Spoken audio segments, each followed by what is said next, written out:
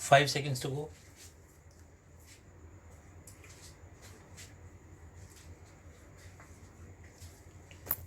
Start. Further, assessee markets the agricultural produce of its members. It retains the sale proceeds in many cases. It is this retained amount which was payable to its members.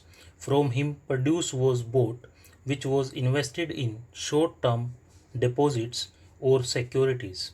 Such an amount which was retained by the assessee society was a liability, and it was shown in the balance sheet on the liability side. Therefore, to that extent, such interest income cannot be said to be attributable either to the activity mentioned in section 80p2 of the Act. Therefore, looking to the facts and circumstances of the case, the assessing officer was right in taxing the said interest income under section 56 of the Act.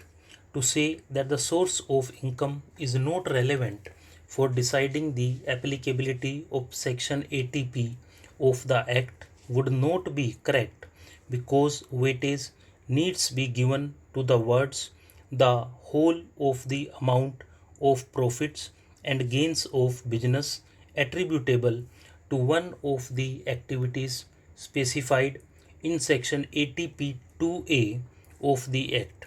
The words the whole of the amount of profits and gains of business emphasize that the income in respect of which deduction is sought must constitute the operational income and not the other income which accrues to the society.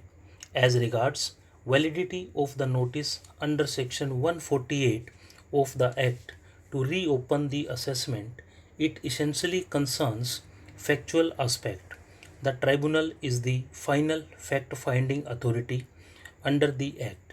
It has given a finding of fact that though the written communication of the sanction, which has no prescribed format, was received by the assessing officer on 8th June 2001, but the approval or sanction for reopening of assessment in terms of section 148 of the Act read with section 151 existed even prior to 31st May 2001. There is no reason to interfere with this finding of fact given by the tribunal.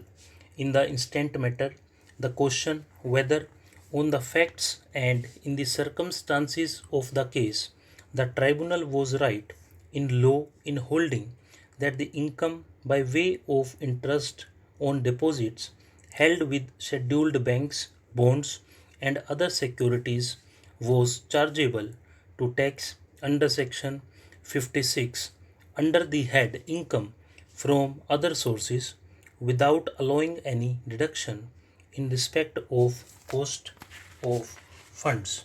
Pursuant to the aforesaid order, the respondent has filed an additional counter affidavit in which he has emphasized the desirability of remanding the matter back to the disciplinary authority for redetermination of the matter. He has emphasized that failure to supply the inquiry report to the delinquent deprives him of making a proper representation to the disciplinary authority before that authority arrives at its own findings with regard to the guilt or otherwise of an employee. This admittedly not having been done clearly, the respondent was prejudiced in submitting his defense. Even if this court concludes not to remand the matter back to the disciplinary authority, at least it has to be remanded back to the High Court. He had stated that a number of points were raised before the High Court which have not been considered on merits, as the High Court decided the writ petition only on the ground of non-furnishing of the inquiry report.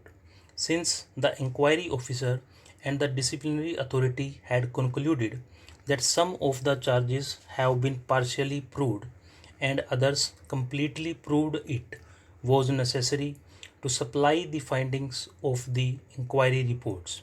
Only on knowing the reasoning of the inquiry officer could the respondent give an effective explanation. It is further pointed out that with regard to the charges relating to Maharajganj, the entire amount has been recovered. This fact is noticed by the disciplinary authority, but quite illegally it is still proceeded to impose punishment on the ground of proved misconduct, since the disciplinary authority arrived at the decision on the basis of charges which were partially completely proved. It was not possible to defend during personal hearings. According to the respondent, this was stated by him at the personal hearing, but it was ignored.